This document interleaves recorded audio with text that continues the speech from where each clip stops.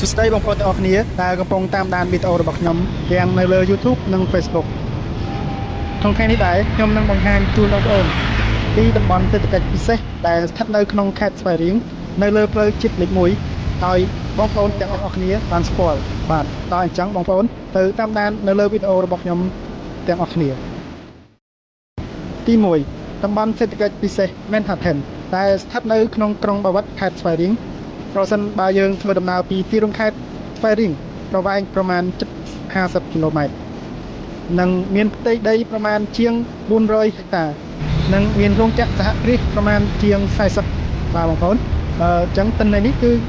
ខ្ញុំសិក្សាស្រាវជ្រាវតាមប្រព័ន្ធអ៊ីនធឺណិតអញ្ចឹងបើសិនជាមានការខុសឆ្គងខុសត្រូវយ៉ាងណាសូមអធិស្ឋានផងបាទហើយបងប្អូនអញ្ចឹងមានបងប្អូនណាដែលធ្វើការនៅក្នុងតំបន់ Manhattan ខ្លះបងប្អូនសូមជួយ comment ប្រាប់ផងហើយធ្វើក្នុងរោងចក្រណាបងប្អូនបាទជាបន្ទាប់អញ្ចឹងតោះយើងទៅតាមដាននៅតំបន់ផ្សេងទៀតបងប្អូនបាទទាំងទី2គឺតំបន់សេដ្ឋកិច្ចពិសេសដៃសេងបាទដែលស្ថិតនៅក្នុងក្រុងបាវិតខេត្តស្វាយរៀងបើសិនបើយើងធ្វើដំណើរពីទីរួមខេត្តស្វាយរៀងមានប្រវែងប្រមាណជាង49គីឡូ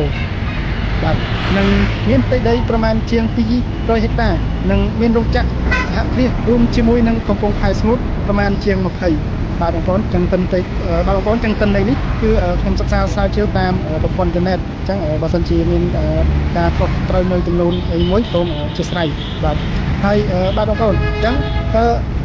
តើមានបងប្អូនណាខ្លះដែលធ្វើការនៅក្នុងតំបន់នេះហើយធ្វើការនៅក្នុងរោងចក្រណាដែរបងប្អូនបាទជួយ comment ប្រាប់ផងបាទហើយផុតទុក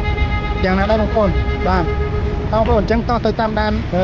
នៅបាទបងប្អូនអញ្ចឹងតោះទៅមើលតំបន់ខាងមុខបន្តទៀតបាទ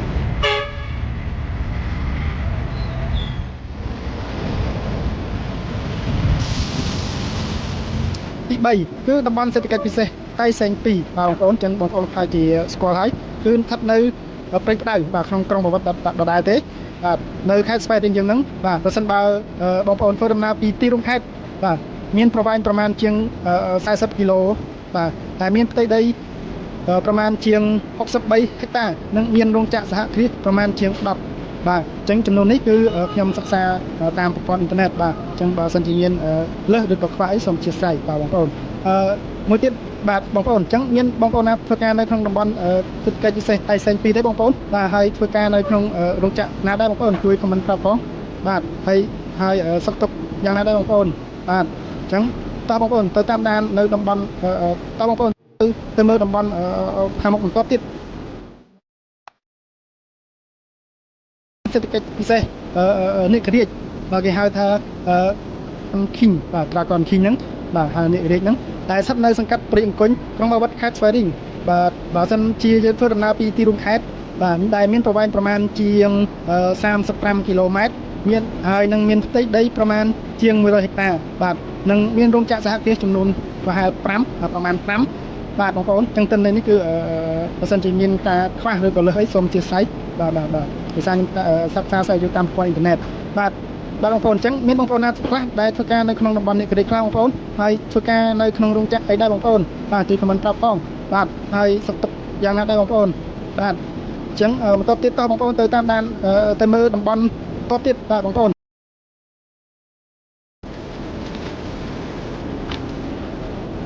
បាទទី5គឺតំបន់សេដ្ឋកិច្ចពិសេសសាន់ដុងបាទហើយសាន់តុងហ្នឹងបងប្អូនដែលស្ថិតនៅភូមិជ្រៃធំសង្កាត់ព្រៃអង្គញក្រុងបាវិតខេត្តស្វាយរៀងបាទបើសិនជាយើងធ្វើដំណើរពីទីរួមខេត្តដែលមានប្រវែង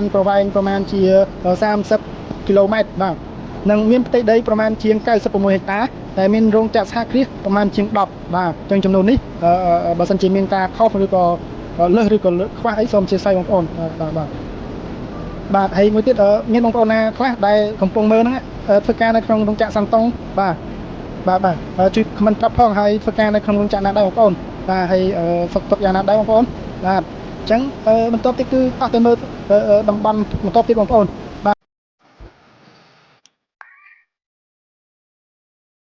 តំបន់បន្ទាប់គឺតំបន់ទី6តំបន់សេដ្ឋកិច្ចពិសេសហាយផាតដែលស្ថិតនៅសង្កាត់ច្រកម្ទេសក្រុងបាវិតខេត្តស្វាយរៀងបើសិនជាយើងធ្វើដំណើរពីទីរួមខេត្តស្វាយរៀងប្រមាណជា30គីឡូបាទតែមានផ្ទៃដីប្រមាណជាង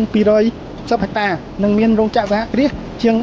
7បាទអញ្ចឹងអាចទិន្នន័យអាចមានច្រើនជាងហ្នឹងបងប្អូនបាទអញ្ចឹងជាស្រ័យបើសិនជាខុសអីបាទ ហើយបងប្អូនមានបងប្អូនណាខ្លះដែលកំពុងធ្វើការនៅក្នុងតំបន់ហើយខ្លះបងប្អូនហើយធ្វើការនៅក្នុងរោងចក្រណាដែរបាទជួយខមមិនប្រាប់ផងបាទហើយបងប្អូនសុខទុក្ខយ៉ាងណាដែរបាទបងប្អូនអញ្ចឹងបន្តទៀតតោះទៅមើល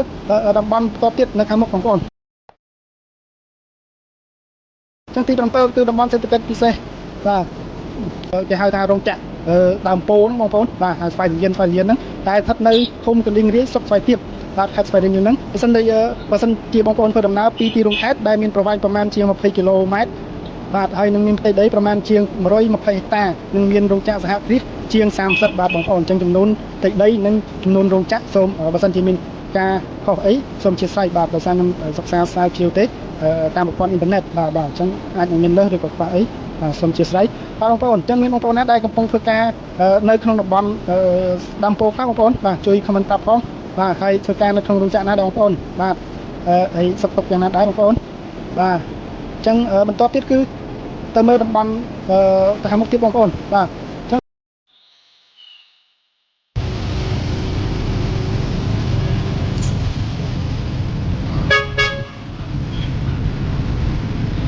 ទី8ជាតំបន់សេដ្ឋកិច្ចឈីលូបាទឈីលូតែយើងហៅថារោងចក្ររោងចក្របងប្អូនបាទតែស្ថិតនៅសង្កាត់ស្វាយគឺក្រុងស្វាយរៀងខេត្តស្វាយរៀងបើសិនជាបងប្អូនធ្វើដំណើរពីទីរួមខេត្តមានប្រវែងប្រមាណជា5គីឡូបាទដែលមានផ្ទៃដីប្រមាណជាង400ហិកតានិងមានរោងចក្រសហគ្រាសជាង10បាទដោយសារតំបន់នេះផ្ទៃដីធំនិងទើបតែបង្កើតចឹងមានរោងចក្រតែជា10ទេបាទហើយតំណែងជាអាចមានលើសបាទយើងពីនោះបងប្អូនអញ្ចឹងតំណែងនេះគឺខ្ញុំសិក្សាស្រាវជ្រាវពីប្រព័ន្ធអ៊ីនធឺណិតបាទអញ្ចឹងបើសិនមានតាខ្វះខាតអីសូមជួយស្វែងផងបាទបងប្អូនអញ្ចឹងមានបងប្អូនណាដែលកំពុងធ្វើការនៅខ្ជាយបាទឈីលូហ្នឹងបាទឈីលូហ្នឹងបាទសូមជួយខមមិនប្រាប់ផងហើយធ្វើការនៅក្នុងរោងចក្រណាដែរបងប្អូនបាទហើយបងប្អូនសុខទុក្ខយ៉ាងណាដែរនៅក្នុងតំបន់នេះបាទហើយបាទបងប្អូនអញ្ចឹងតំបន់សេដ្ឋកិច្ចពិសេសដែលមាននៅតាមបណ្ដាផ្លូវជាតិលេខ1នេះនៃខេត្តស្វាយរៀងនេះដែលខ្ញុំបានរៀបរាប់ខាងលើគឺមានតែប៉ុណ្ណេះបងប្អូនបាទហើយតែខ្ញុំចាប់ពីក្រុងបបិទ្ធរហូតមកដល់ក្រុងស្វាយរៀងនេះបាទបងប្អូនមានតែប៉ុណ្ណេះហើយបងប្អូនបើសិនបើការរៀបរាប់របស់ខ្ញុំមានចំណុចណាខ្វះខាតត្រង់ណាសូមអធិស្ឋាននិងសូមទោសផងបាទអញ្ចឹងបាទបងប្អូនជាចុងក្រោយសូមកុំភ្លេចជួយ Subscribe នៅ Channel YouTube ឬក៏ជាវហ្នឹងបាទនៅលើសង្គម Facebook សូមជួយចុច Follow បាទឲ្យបេះដូងអីឲ្យដៃឲ្យបានច្រើនផងណាបងប្អូនបាទអរគុណណាស់បងប្អូនដែលបានចំណាយពេលវេលាក្នុងការតាមដាននៅវីដេអូរបស់ខ្ញុំពីដើមរហូតដល់ចប់បាទបាទបងប្អូនអរគុណជួបគ្នានៅវីដេអូក្រោយទៀតបងប្អូនអរគុណជំរាបលាបាយបាយ